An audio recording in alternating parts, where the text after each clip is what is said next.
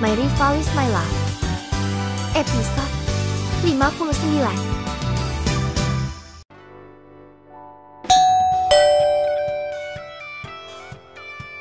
Tepatnya pagi itu, pria bernama Nicholas menekan tombol bel di sebuah rumah yang ia pikir rumah tersebut merupakan rumah gadis yang ia kenal.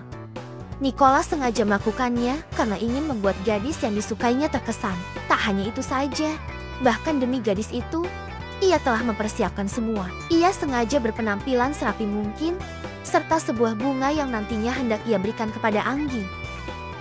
Setelah beberapa menit menunggu, akhirnya gerbang yang berada di depannya itu terbuka. Nicholas mengernyitkan dahi begitu melihat pemilik rumah yang membukakan pintu gerbang. "Loh," kata Nicholas saat melihat Kenzie. "Lo siapa? Ngapain mencet-mencet bel rumah gue?" ketus Kenzie.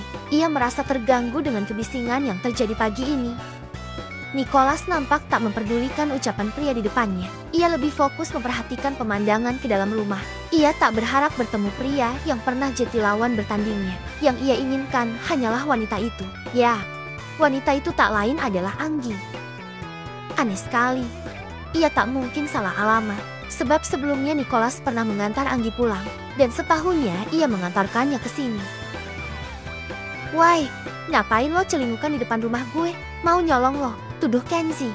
Kenzie yakin pria di hadapannya ini pasti mengincar sesuatu. "Lo tinggal di sini?" tanya Nicholas. "Ngapain lo nanya begituan?" sahut Kenzie ketus. "Lo gak ingat gue?" "Enggak."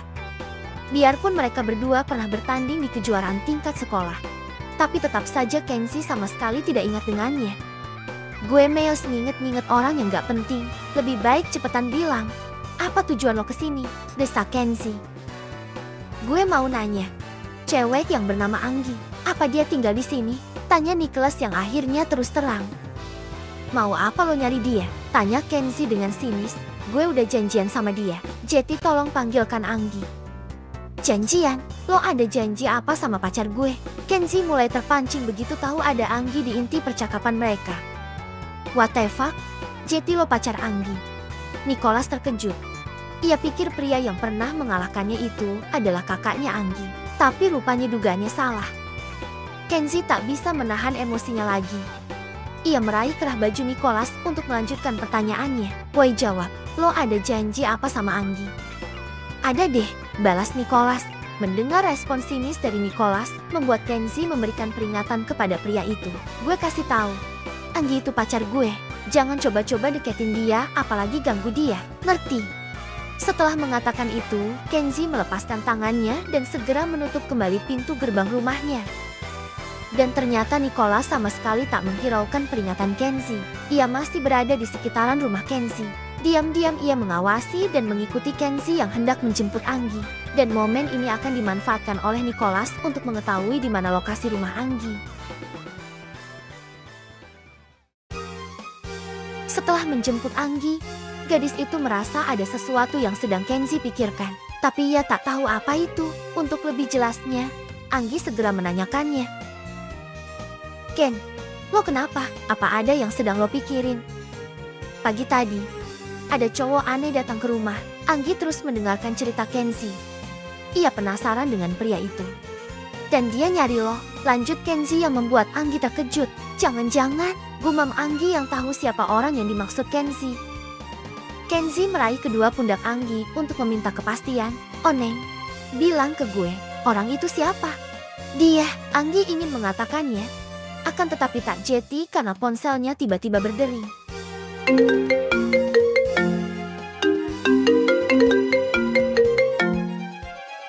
Sejenak Anggi terdiam saat membaca nama pria itu di layar ponselnya. Ia tak menyangka pria itu akan menghubunginya lagi. Gimana ini? Ada Kenzie lagi, pikir Anggi. Kenapa cuma dilihatin? Kenzie yang penasaran segera merebutnya. Seketika dahinya mengernyit saat membaca nama yang tertera di sana. Tiang listrik. Siapa dia? Anggi ingin bilang ke Kenzie. Akan tetapi pria itu malah mengangkat panggilan teleponnya. "Hai Anggi, kenapa lama sekali angkatnya?" ucap Nicholas dengan nada menggoda. Kenzie yang mendengarnya langsung membentak. "Berhenti telepon pacar gue." "Lo siapa? Gue gak ada urusan sama lo."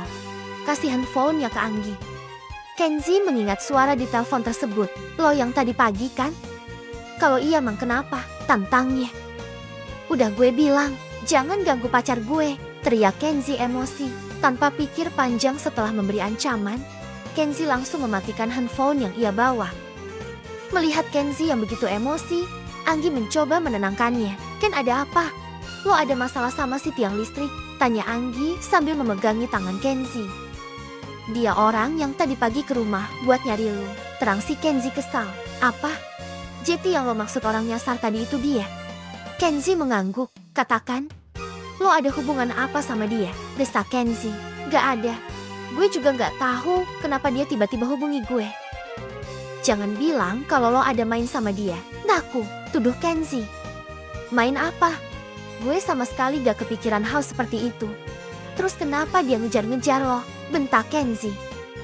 Ya mana gue tahu. Anggi sama sekali tak tahu. Ia hanya tahu tiang listrik itu mengajaknya bertemu. Namun Anggi sama sekali tak mau. Dan pembicaraan mereka mengenai pria itu terpaksa tertunda karena bel masuk sekolah yang berbunyi. Sepanjang waktu, pria bernama Nicholas itu selalu mengirimkan pesan singkat untuk Anggi. Bahkan sampai 10 pesan telah Anggi terima. Meski begitu, Anggi sama sekali tak membalasnya. Ia justru memilih mengabaikan pesan dari Nicholas dan meminta saran kepada Kenzi agar bisa menghindari pria itu. Gimana ini Ken? Dia ngecat gue terus. Gue mesti gimana? Lo blok aja dia, suruh Kenzi. Lah masa di blok? Anggi sedikit ragu. Tanpa pikir panjang, Kenzi segera merebut handphone Anggi. Lo itu lama. Tinggal ngeblok gini apa susahnya? Begitu Kenzi memblok kontak tiang listrik, ia memberikan kembali handphone itu ke Anggi. Udah beres.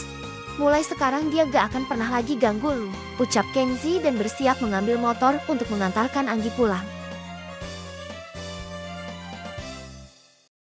Benar kata Kenzi. Setelah ia memblokir nama tiang listrik dari perangkat handphone miliknya, Anggi sudah tak pernah lagi terganggu dengan bunyi suara yang selalu muncul. Kini Anggi bisa tenang tanpa diganggu pria itu. Anggi mulai menanggalkan seragamnya, lalu menggantinya dengan baju santai yang sering ia pakai. Kini ia bersiap untuk tidur siang. Saat membaringkan tubuh di atas tempat tidur, Anggi mendengar suara dari sang ibu yang memanggilnya. Kakak Anggi, ini ada temennya, teriak sang ibu yang seperti menyuruhnya untuk keluar. Anggi pun segera bangkit dan keluar dari kamar. Dahi Anggi seketika mengernyit saat ia tiba di ruang tamu. Tiang listrik? Dia tahu dari mana rumah gue, batinnya saat melihat pria yang sedang duduk di sofa. Nicholas yang melihat Anggi langsung berdiri dan menyapanya. Hei Anggi, maaf ya kalau ganggu. Anggi menggeleng. Gak apa-apa kok. Anggi kemudian mulai berjalan ke tempat Nicholas. Ia ingin tahu apa tujuan Nicholas menyambangi rumahnya.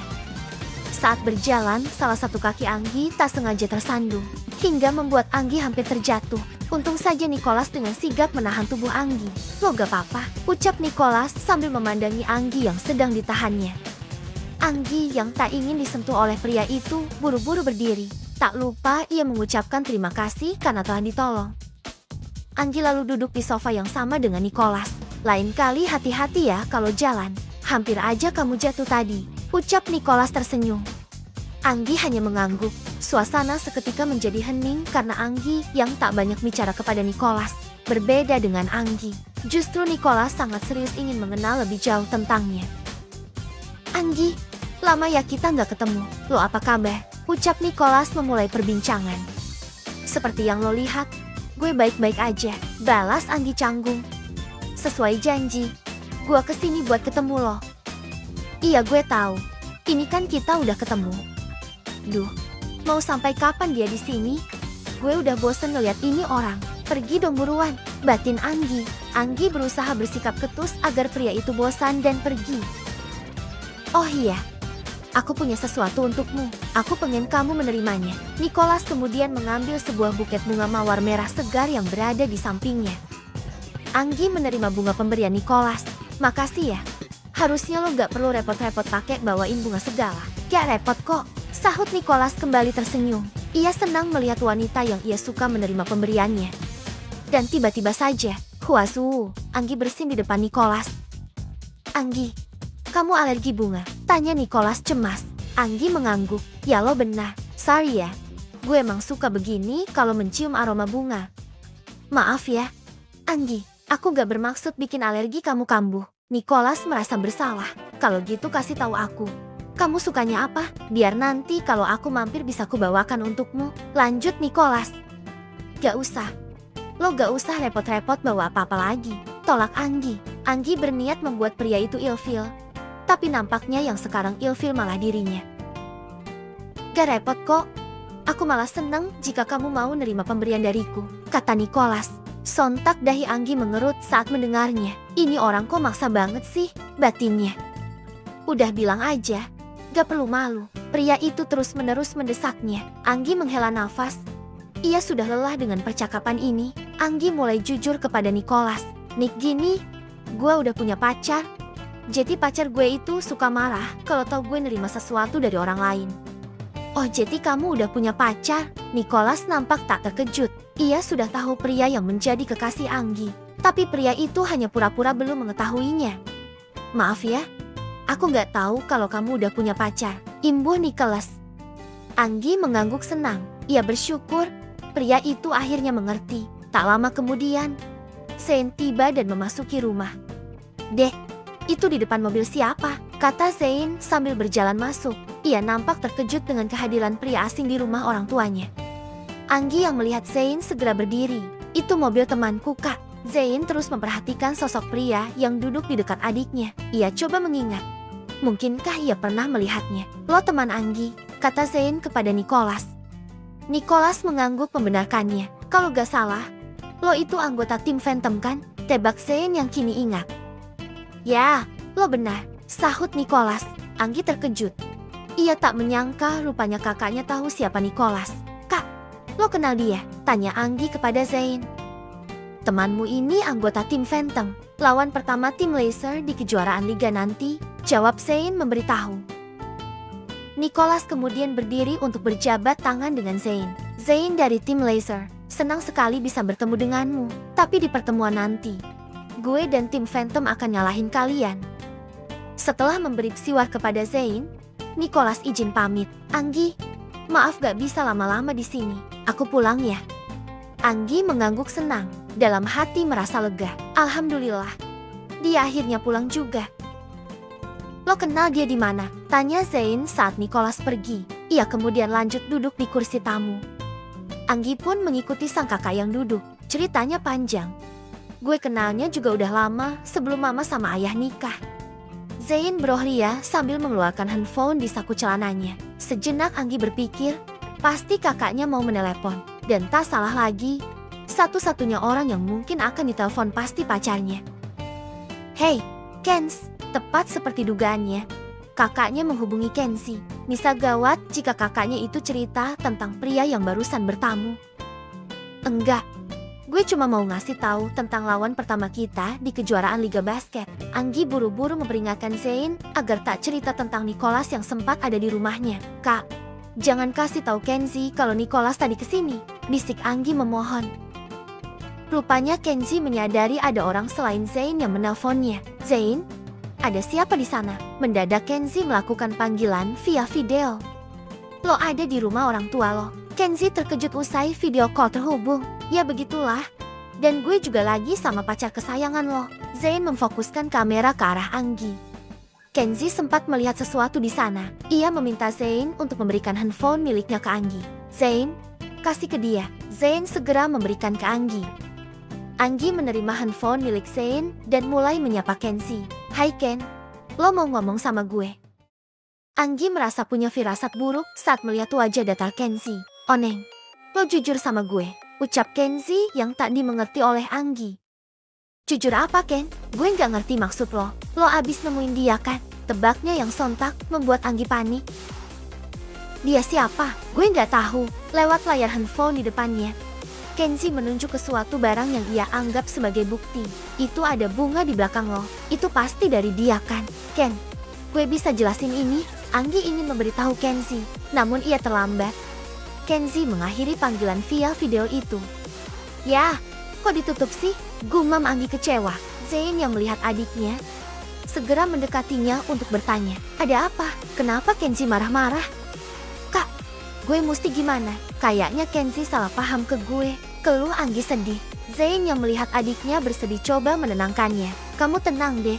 Coba kamu telepon dia lagi dan ngomong baik-baik ke dia. Anggi mengangguk dan mulai mengikuti instruksi dari sang kakak. Anggi coba menghubungi Kenzi.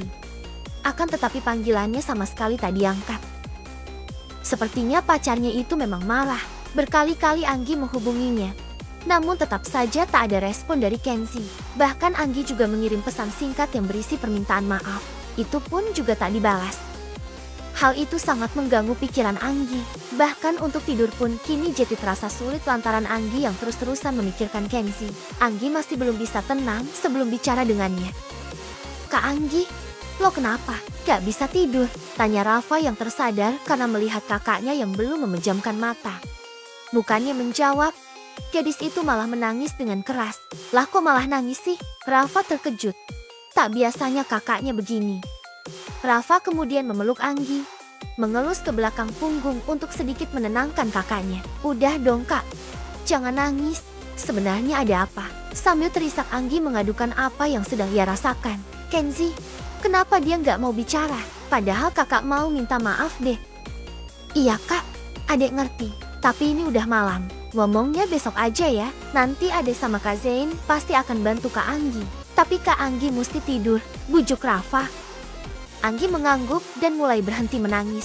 Nampaknya ia paham dan mulai mengikuti perintah Rafa. Perlahan Anggi kembali membaringkan tubuhnya di tempat tidur. Meski agak sulit ia coba untuk sekali lagi memejamkan mata.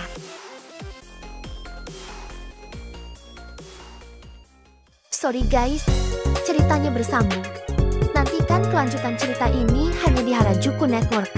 Dan pastikan kalian udah join ke member untuk bisa menonton video menarik lainnya. Terima kasih untuk yang sudah subscribe. Yang belum, yuk pencet tombol subscribe atau gabung di bawah video ini. Kalau udah kuucapkan terima kasih. Sampai jumpa di cerita selanjutnya. Bye-bye.